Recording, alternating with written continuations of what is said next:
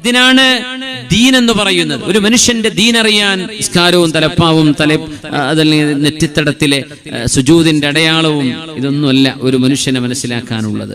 അതുകൊണ്ടൊന്നും ആളെ തിരിയില്ല. ആമിൽഹു ബിദ്ദീനാരി വദ്ദിർഹം ഉമർ റളിയല്ലാഹു അൻഹു പറഞ്ഞ ആ ഒരു വല്ലാത്തൊരു കാഴ്ചപ്പാട്. ഉമർ തങ്ങളുടെ മുമ്പിൽ കേസ് വന്നിരിക്കാൻ, നിങ്ങൾക്ക് സാക്ഷിയുണ്ടോ? സാക്ഷിയുണ്ട് ഉമറേ, സാക്ഷിയുണ്ട്. ആരാ? ആ കാണുന്ന ആള്. അങ്ങോട്ട് അടുത്തേക്ക് വിളിക്കാൻ. നിങ്ങളുടെ വിഷയത്തിൽ സാക്ഷി പറയാൻ വന്ന ആളാണല്ലേ? നിങ്ങൾക്ക് ഇയാൾ അറിയോന്ന് ചോദിച്ചു. എനിക്കറിയാം. നിങ്ങൾക്ക് ഇയാൾ അറിയുമല്ലേ? സാക്ഷിയോടാ ചോദിക്കുന്നത്. നിങ്ങൾക്ക് ഇയാൾ അറിയോ? അറിയും.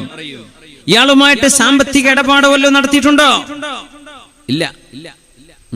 അൽ ജാവർതഹു, ഇയാളുടെ കൂടെ എപ്പോഴെങ്കിലും ഒരുമിച്ച് താമസിച്ചിട്ടുണ്ടോ? ഒരു യാത്രയിലോ അല്ലാത്തപ്പോഴോ അയൽപക്കങ്ങളിലോ കൂടെ താമസിച്ചിട്ടുണ്ടോ? ഇല്ല. അൽ സാഫർത മഅഹ്, ഇയാളുടെ കൂടെ ദീർഘയാത്ര ചെയ്തിട്ടുണ്ടോ? ഇല്ല. പക്ഷെ എനിക്കയാളെ അറിയാം. ഉമർ തങ്ങൾ പറഞ്ഞു, അൻത ലാ തഅരിഫുഹു, നിങ്ങൾക്ക് ഇയാളെ അറിയില്ല. ലഅല്ലക റഅയ്തഹു യുസല്ലി ഫീ മസ്ജിദിൻ, നിങ്ങൾ ഇയാളൊരു പള്ളിയിൽ നിസ്കരിക്കുന്ന കണ്ടിട്ടുണ്ടാവും. എല്ലാ ദിവസവും രാവിലെ ജമാഅത്തിന് വരുന്ന ആളാണ്, സുബഹിക്ക് വരുന്ന ആളാണ്, മഗ്രിബിന് കാണാറുണ്ട്, ദുഹറിന് കാണാറുണ്ട്. പള്ളിയിൽ വെച്ച് കണ്ടിട്ടല്ലേ ഉള്ളൂ.